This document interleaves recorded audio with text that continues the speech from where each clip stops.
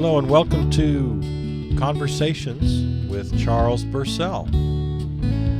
For a long time I've wanted to find just the right guy to talk to who represents, the American man, the model that I haven't lived up to. For those of you who listen to my shows, I'm kind of a bit of a hippy-dippy lefty libertarian. I don't have a conventional job. I live as an entertainer and as a social critic, and I perform, and I have a blog and a podcast, and I'm a bit of a minimalist. I don't really have any money. I don't really fit any of that.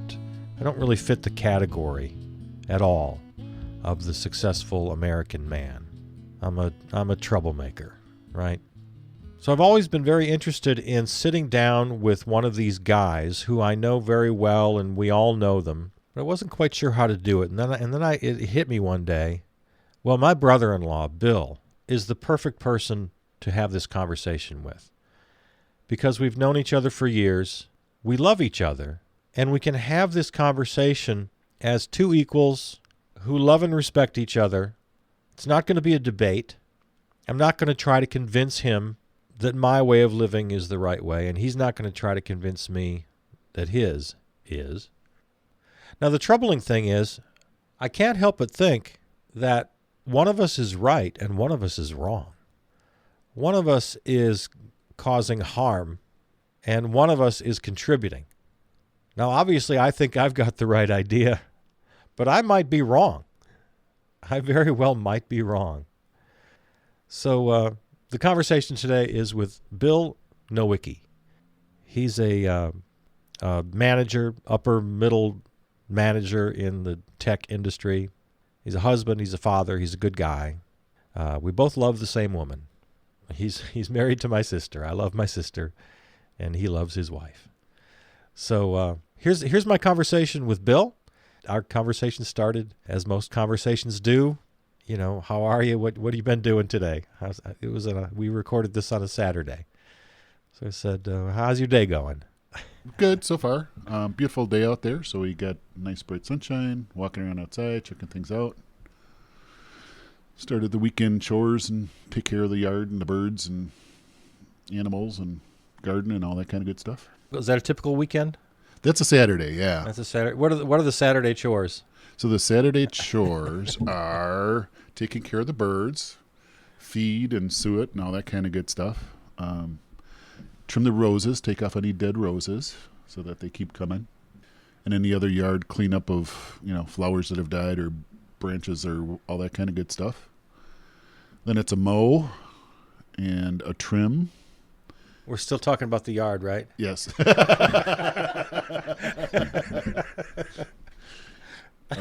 Yeah. And then it's on to, some of the inside, whatever, paperwork, pay bills, that kind of stuff. So, all right. It's usually a day's worth, either Saturday and or Sunday. So, well, this gets us right into the... What is life? Well, we had a short pre-interview at your kitchen table, which Correct. Is where we normally speak. True. It's the gathering spot. Right? We're in my studio right now. Yeah. But in the short pre-interview we had, it's like you and I are so different. Mm-hmm. Like what you just described is not my world. Right. It's my dad's world. Right. It was, yeah, and it was my dad's world too, and I think that's part of, and when I was growing up, I was outdoors. Right. My first real jobs were, for the first 12 years of my working life, I was outdoors. Whether it was fruit and vegetables or it was landscaping or whatever, I was always outdoors. So I enjoy being outdoors. I mean, if I could, one of my dream jobs would be to be a landscaper and be outdoors all the time, right? And enjoy that. So I enjoy being outdoors. So when it comes to, I got to go mow, that's not the way I look at it. It's like, I get to go mow, and let's see, I'm going to do diagonals this time, and next time I'm going to go circles around the yard, or I'll go straight back and forth. So I enjoy being outdoors. But it's more than just outdoors. It's kind of the whole work ethic, and that's where I get back to my dad. Okay. That was kind of his defining quality. Right. That he was always working. Yeah. He would, on Saturday, he would put on his work pants. My dad too, and his shoes. Is that still a thing? No. Do people still have? I don't know. Do you have work pants? I don't have work pants. It's whatever shorts I decide to grab. Splattered with paint, and There are a couple. my mother was just mortified by my dad's work pants. There are 2 or 3 pairs of shorts that I wear rotating that are the work pants, I guess. Yeah, but I mean, it's just so I don't get my nice stuff messed up or whatever. Yeah. But I guess what I'm getting at is what you described. It's more than just being outdoors, and it's more than a kind of I don't use the word hobby, but an activity that you enjoy. It really just speaks volumes about a lifestyle, a way to live, a way people live in the world. Saturday chores. Right. But it's not like I'm always working doing things. I mean, most weekdays I come home, eat, visit with Michelle, take care of something if something needs to be taken care of. But then I sit down and watch TV for 2 or 3 hours and then head off to bed. So it's not like I'm always doing something all week long. The weekends are, turn off the brain, try to forget about work, and I'm going to do something, whether that's my stuff that I enjoy doing outside, or we're going to take a ride and visit somebody, or we're going to go out and see a movie, or, some other event. It's the weekend getaway from the work type stuff. But yeah, I should be taking notes because you've just like unloaded like 5 or 6 or 10 different things that I want to hit on. I'll use a word that I hate. The word unpack has been used way too often. Right. Let's unpack this. Right. It's become such a stupid jargon kind of a thing. Yeah. But I want to unpack some of this because again, just in your very casual comments, you're really describing a life. Right. That's so different than mine. True. And it's why I want to talk to you. Okay. I'm with you. Because I love you. Uh-huh. And I think you love me. I love you too, yes. And often when I comment, in my role as a social commentator, as a social critic, I'm often critiquing your life. Right. And I walk a really fine line because I don't want to criticize you personally. Right. I'm not thinking of you. Right. When I do that. But I really feel like I want to understand that life better. Which is a good point. That I'm always critiquing. Right, which is a good point. White, suburbia, 9 to 5, work for the man, veg at the TV. Yeah. This is this kind of stuff I'm always kind of railing about. Right. And here's a guy who I love and know. Living that life, and I want to understand it better. Well, and I'm glad you put it that way because I think part of our challenge these days is it's fine to critique and all that stuff, but a lot of times it's understanding, right? Understanding where those folks are coming from so that you can appreciate each other and respect each other. May not be the same, may be completely different people or, whether it's completely different parts of society, but to understand that. So, no, I don't put on a suit and tie, but I'm the guy that goes to the office and works more like 6:15 to 5. But well, 9 to 5 is an expression. It's no longer accurate for most people. And you commute, which is another thing. You're a commuter, about 35 minutes. Yeah, both ways. Yeah, so that's not too bad, and that's I don't mind that. That's a sort of a gear shifting, brain wise type commute. It's not too long, right? It's not horrible. What do you listen to when you commute? Classic rock, folk. Sometimes I'll have an AM station on and bop around and try to find some good conversation somewhere. Okay. No NPR. Very rarely. Very rarely. NPR is my thing. I know. And Michelle's thing. Yeah. Very rarely.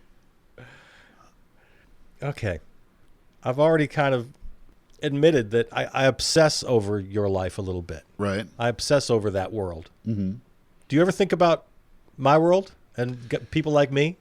Do you worry about me or critique me in your own mind? You don't have a blog and a podcast, but Right. I don't know about you specifically. Right. I'm using me in the right. general sense.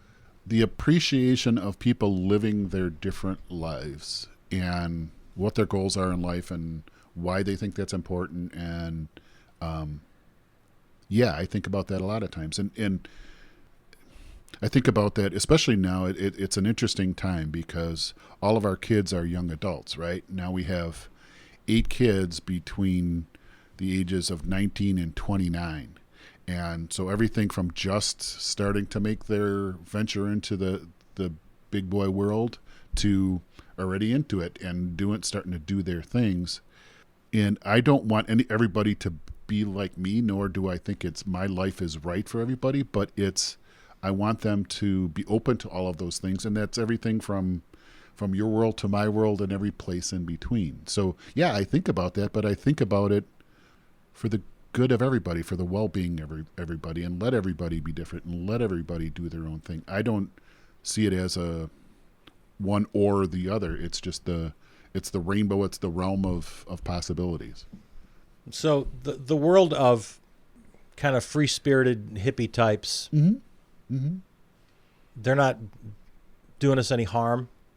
You wouldn't want to correct them. You wouldn't want to go all Joe Friday on them. No. And No. tell them what's what. I have I have nothing against them. No objections to whatever life they choose. What about when your brother-in-law is laid off because the big company he worked for downsized? Right. And there's a big delay in getting his unemployment. And so he's in trouble and comes to live in your house. Would that bother you at all? Did that bother you at all? It did not bother me at all. I'm not being coy here. That's our story. Right, yeah. Here's this irresponsible guy, and brother-in-law is so cliche, coming to live in my house. Good God. But I don't see I'm you. so cliche. Yeah, I'm not seeing you as irresponsible, though. I mean, that's the situation. I am. And you know it. That's the situation you were in, and that's what you were trying to deal with and work through and all that kind of good stuff. That doesn't mean that. Yeah, but I should have had some savings. Maybe. Yeah. If that's what life dealt you. I mean, if you found something that you enjoy doing that also made a lot of money, that would be great. Money isn't everything. I mean, yeah. So you didn't have a lot of money at that time. So that's what family, it was perfectly fine with me. I mean, I was happy to have you. It was sort of fun, I mean, it was different. It was like different than having another kid come back to roost. So another adult in the house. And you've got like a revolving door of grown kids coming in and out, right? Yeah. You're at that Bring an extra along and you're at that stage of life. I look out the door to see what cars are there to find out who's actually home at the moment. So yeah. Yep.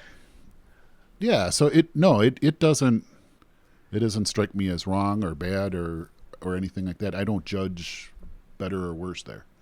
Yeah. Okay. And would you say the same thing to yourself alone at night into your pillow? I mean, are you BSing me right now a little bit? Or no, because I guess that's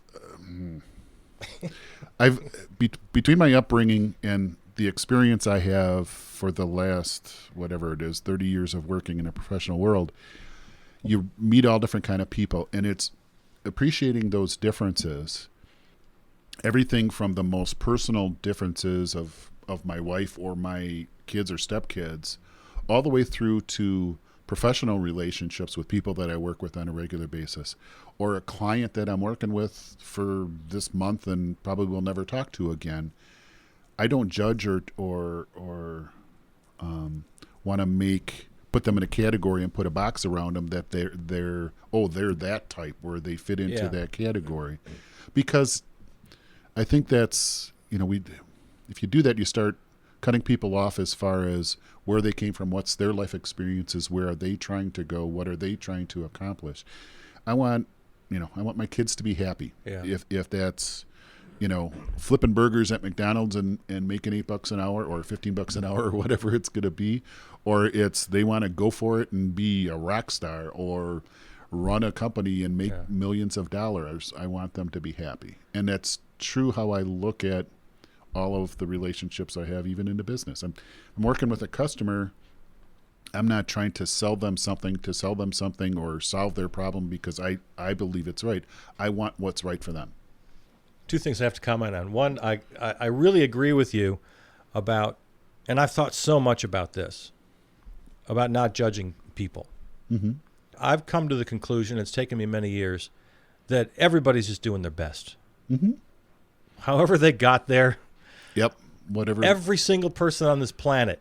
Yeah. Whatever steps in life. 45 included. Yeah. Everybody. They're just doing their best. Mm-hmm. Now, what they're doing might be horrible. Right. But it's just however they got here, they got here. Yeah. Nature, nurture, whatever. Right. So I'm very careful when I'm making judgments, again, as a social critic, mm-hmm.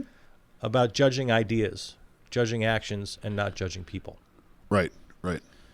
But, of course, it almost never works because people see themselves in my critique and they take it personally. Mm-hmm. For example, I could say, well, having a manicured lawn is bourgeois and it's terrible for the planet. And, I could just go on for half an hour about how a mowed, manicured lawn is a travesty. Right, right. And I could cite chapter and verse and research and articles and just talk about it.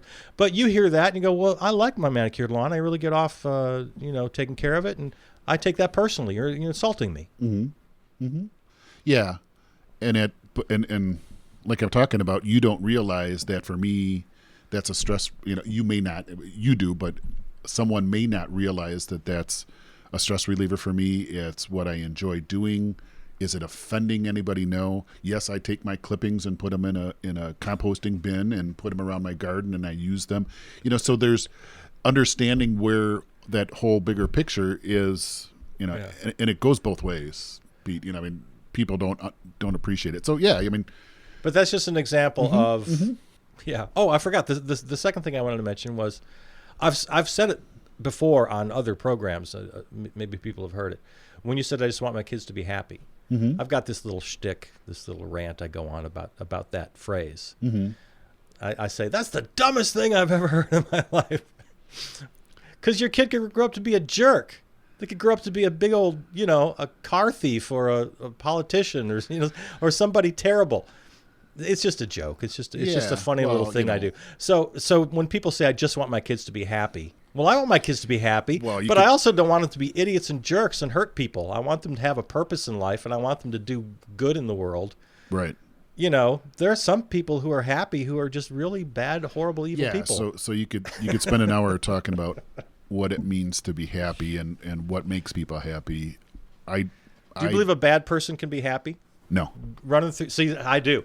I think you can run through life and just wreck everything in your path. No, and they may be gratified happy. in what they have right then and there, but in their soul, they're never going to be happy. Yeah, see, it then becomes like a religious thing. It does. Yeah. It gets pretty deep. Whether it's kind of standard Christian or hippy dippy karma, or whatever. There's a lot of religious arguments against that. Formal religion out of it, it's a spiritual thing, right? It's just not right. And that's maybe why I believe it, because I'm an atheist.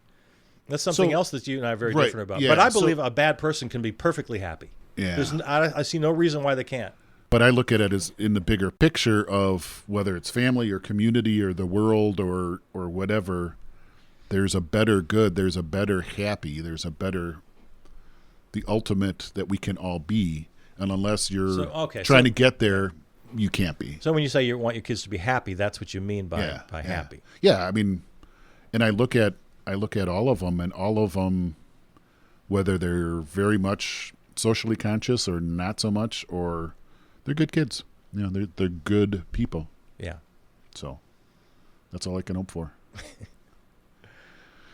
I've noticed with I have conservative friends.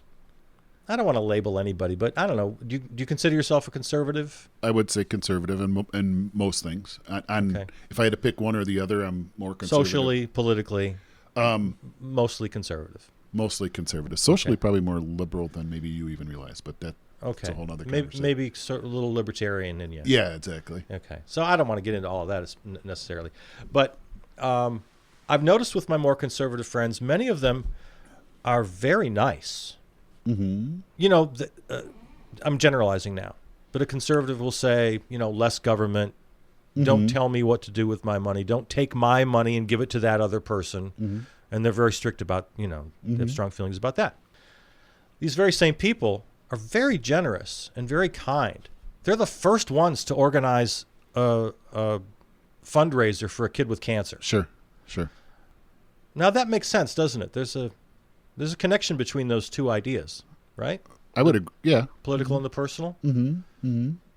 Because it gets to that self-determination. I'm going, how much should government, society, whatever structure you want to pick on, right, going to tell me what to do. So if I want to keep my own money and do my own thing, then maybe part of that is how I donate it or organize or whatever for charity. Yep. Yeah.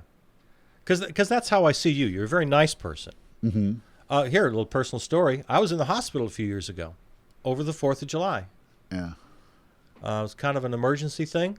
Right. I had been in previously for some surgery. Then I had after a few days I had to go back because of a complication. Yeah.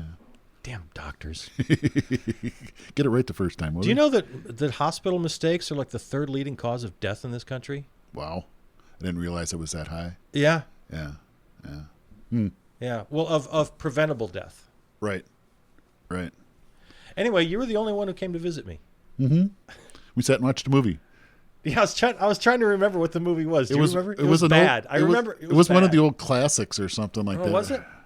But you're right. It wasn't really good. Otherwise, obviously, it would have been memorable, right? Yeah. We would have remembered. I can't remember what it was.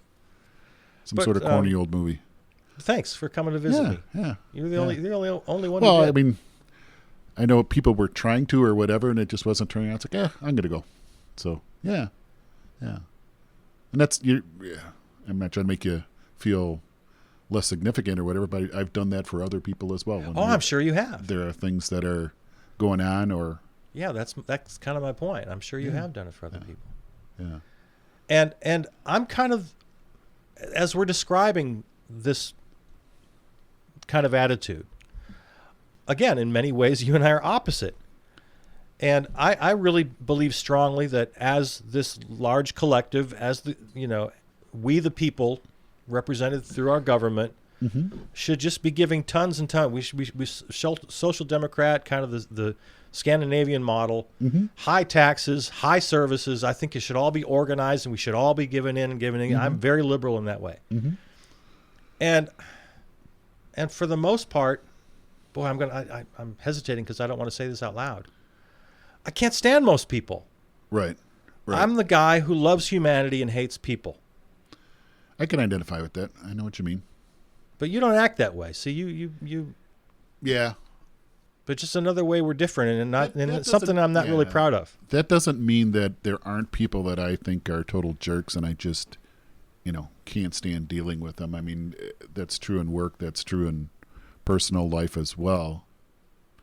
I guess, I don't know, maybe as you get older too, and which I chuckle at because you're even a little older than I am. Is that something that I want to dwell on or not?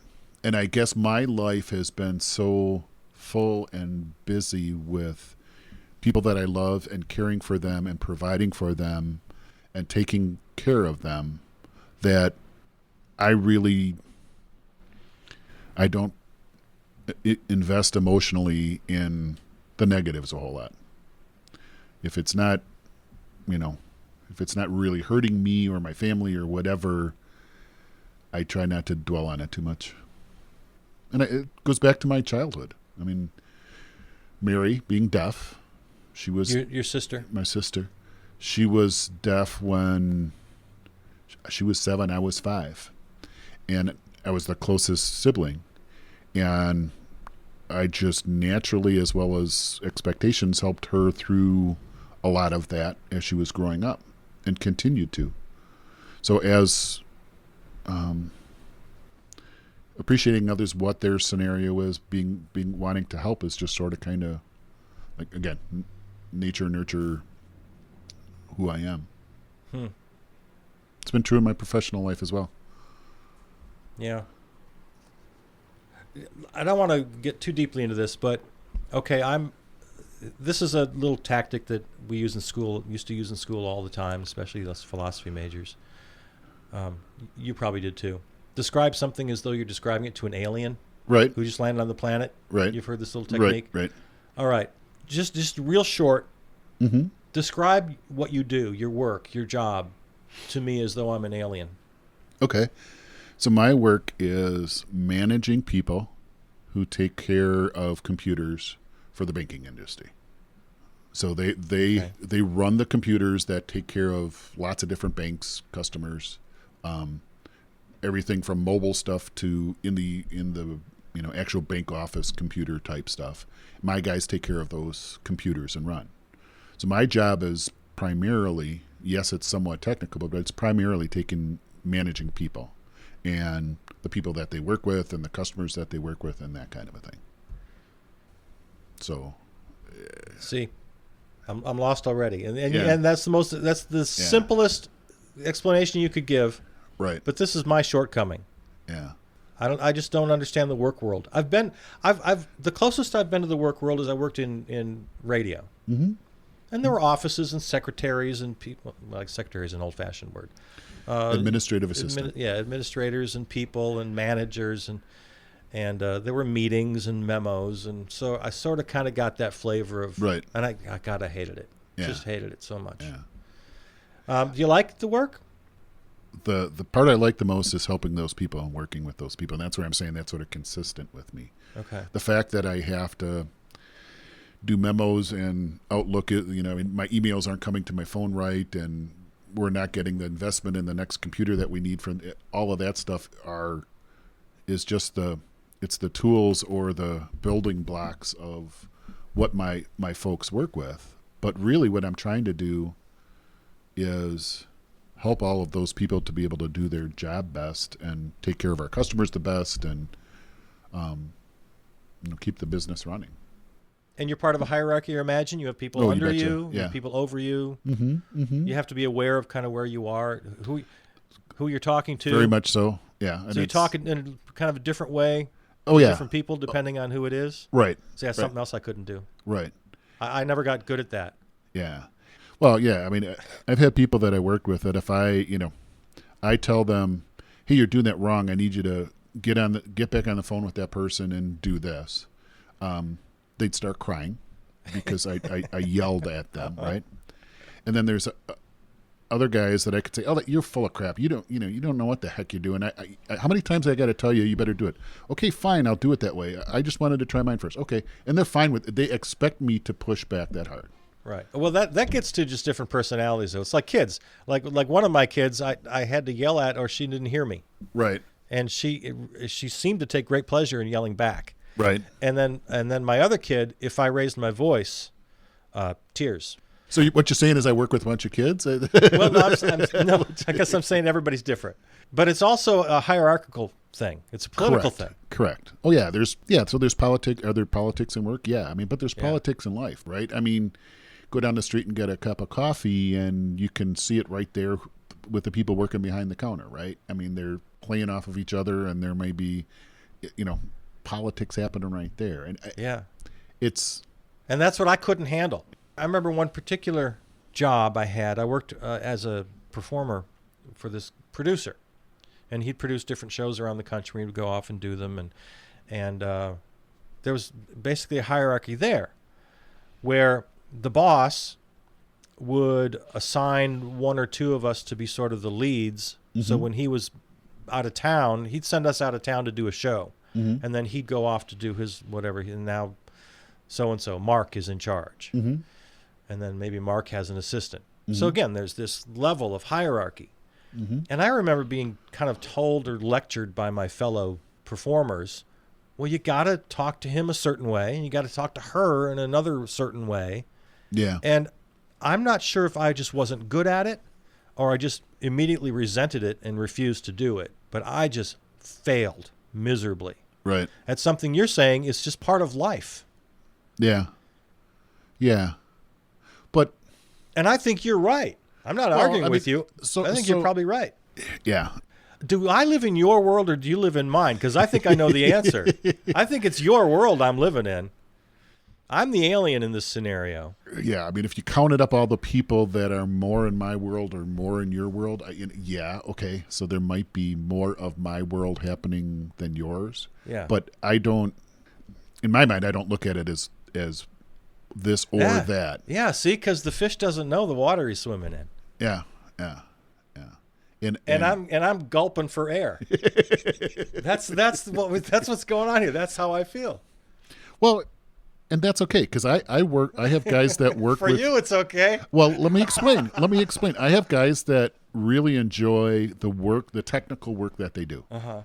And I couldn't put them on the phone with a customer or a boss if my life depended on it, right. Because they would it's just going to come out, and it's, even when I'm on the phone with people at my level or technical folks, and they blurt something out, it's ooh, not quite the right way to say that, but we get away with that. So I don't think that people with your perspective can't be in a corporate world or whatever you want to call it, in a structured world. Yeah, I would need a good manager. I need a manager like you who appreciates that. Different. And that they're self-aware. I mean, and that's one of the things I really admire about you. You're very self-aware and have thought a lot about all of these kind of things. I wonder about that sometimes. Yeah, I think you are. But anyways, the point being is, as those people, I interact with those people, I just know that that's where they're coming from. And if they start to tick me off the way they're saying something, it's like, okay, never mind how they're delivering this message. Let's get back to what we're trying to get accomplished. And I just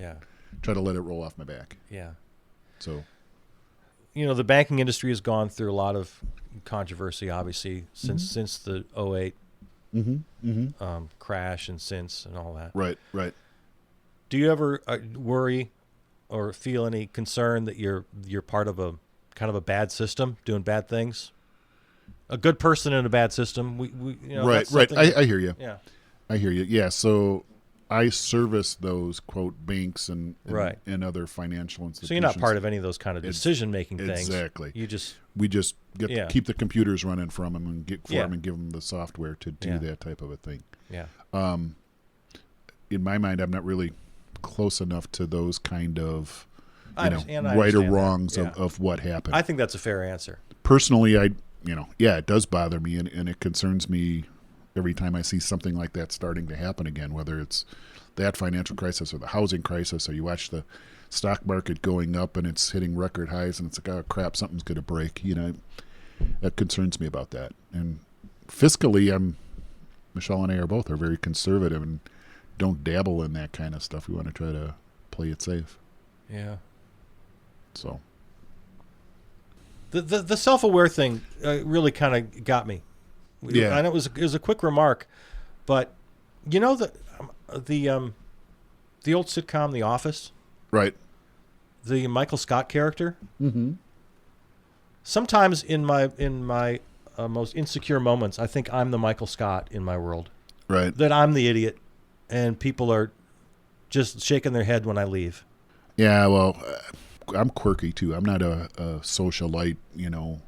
Go to the bar with everybody after work and tell all the fun jokes. I'm sure there's people who think I'm sort of odd too, just in my personality and my sense of humor and that kind of stuff. I guess if I make people smile and I make their day a little bit better, whether it's actual work type stuff that they're happy things are getting done, or it's a personal thing, or it's when I'm walking my dog and I say hi to the lady who's got she's out there pulling weeds, and I say hi to her and blah, blah, blah.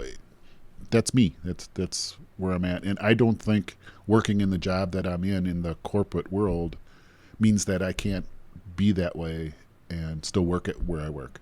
Yeah.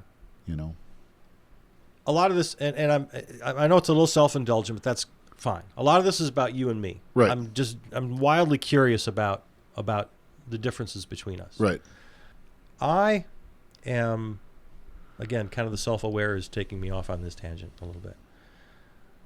The examined life, right? Mm-hmm. Okay. I examine to a fault. I'm examining all the time. Mm-hmm. Mm-hmm. Myself and Mm-hmm. everything around me. Mm-hmm. I'm constantly examining, constantly critiquing. Right. I can't shut it off. Yep. To the point where it drives me crazy sometimes. Yep. My question to you, and again, we're different politically and socially, kind of conservative, liberal, all that. Do you share that quality at all? All the time. Yeah, those are the wake at night type moments, right? Oh, okay. Yeah, certainly. And because part of me thought that maybe, you were established through life and as a kid and through your work, and that you just are what you are, and maybe your answer was going to be totally different. I didn't know the answer when I asked. There are things both work-wise and how I treat people, or,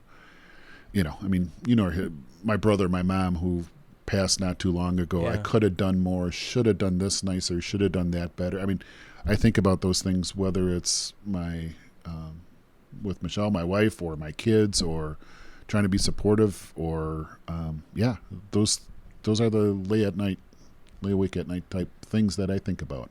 I'm far from perfect, and excuse me for my Christian perspective. God help me. I try to be better, right? I have to apologize for that. You keep your Christianity out of here, guy. But I'm always striving to be better as a person in all of those facets, from being better at work to being better to people to being better at home.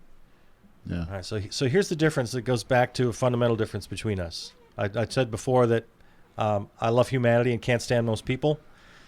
What I lay awake and worry about is like things that other people would just laugh at me. I wake up wondering how to save the world. Right. And about, getting back to having a mowed lawn versus a wild lawn. Right. Or all these recycling or whatever, and all these kind of political posts on Facebook and all this sort of big stuff. Right. That's what's kind of keeping me awake. And I'm guessing that's not what's keeping you awake. Is that where the difference is between us? Because I'm guessing it is. That's my guess. Those things bother me, but sometimes life gets so full with the closer world around me of what I'm doing, and I'm not just saying work. I'm not right, saying it because right. I'm so life. Yeah. That I don't necessarily. I mean, I don't necessarily have a whole lot of time to invest and worry about those things. Yeah, there's current situation is really bothers me. Current president and everything that's going on really scares me and bothers me. Yeah, I think what you said there is really important. And again, I think you're the more, I don't know, use the right word, typical person sitting at this table. Mm-hmm. That's a bad word. More people are like you than like me. Yeah, but the reason I say that is because you said something important. Is that life? There's a lot to do. There's a lot to get done. You got to get up and you got to commute and you got to work and you got to come home and you got to take care of kids and you got to watch a little TV to relax. Nobody can blame you for that. Mm-hmm. And there's no time. Mm-hmm. And there's no time physically or on the clock, or no time in your head to always be worrying about world issues. Which, yeah, and to be clear, I'm glad there are people that do, and I'm glad there are people that give us that thought-provoking question things. I mean, that's part of what I think is great about America, is that you can be all over the spectrum and criticize and ask and prod and protest and try to change, and you should. Just because I'm not that active in that world doesn't mean that I don't appreciate it, and I do think it's the right thing to do. Yeah.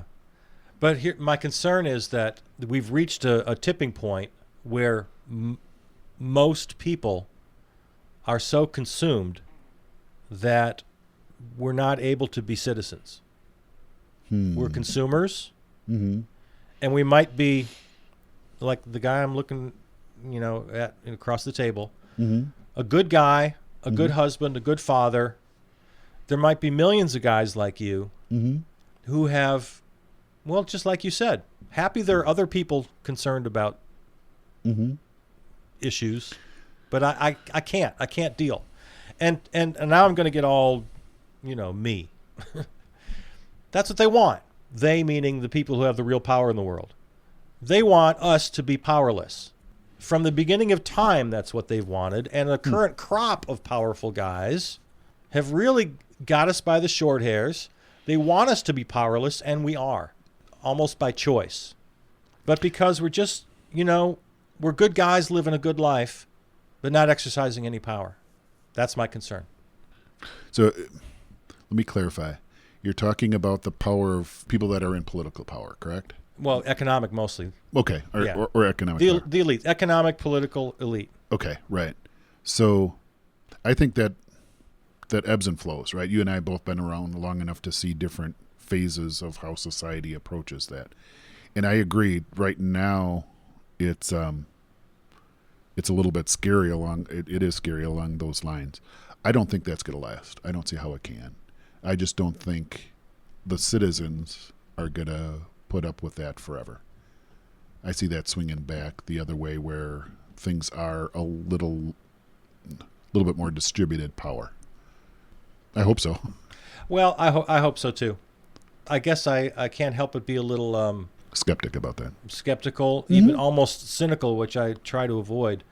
But even in the most tumultuous times, very little changes. I mean, look at the 60s when the whole place was blowing up, and how much it really changed. And part of my glass half full on that is I look at our kids. I look at this next generation coming up and how very much socially conscious they are. So you're right. I don't know. You should have this conversation again in 20 years and see where it's at, right? Yeah. And like I said, I kind of promised myself and you that I didn't want to get into all this anyway. It was mostly about kind of esoteric you and me stuff. Yeah. I think the most interesting thing that came up was, are you living in my world or am I living in yours? You're right. Well, and it's always, you think of people as individuals and what they carry with them and what they do, and are they living the life that they want to live? And I'm never going to be satisfied. And I don't mean that from a career or making money or having a bigger house world. I mean that from providing and taking care of and contributing to, my family, my community, the society type of things. I should be more involved in my community. I feel bad that I'm not. I wish I could, figure out how to get the guts up to go do those kind of things, right? And I guess like I said, I see this next generation coming, being much more involved that way. So you have doubts sometimes. Mm-hmm. Certainly, yeah. Sometimes, just for a fleeting moment, I want to be you. Uh-huh. I want to be this responsible guy who makes money, right? And all of that. Right. Mows his lawn. Right. Well, you can come over and mow anytime. Do you ever want to be me? For a fleeting moment? Yeah, I do. Yeah, there are. I wish I could go. I mean, I hear something or I see something happening that I wish I could really dive deeper into and learn about and contribute to and try to make a difference. And yeah, I do.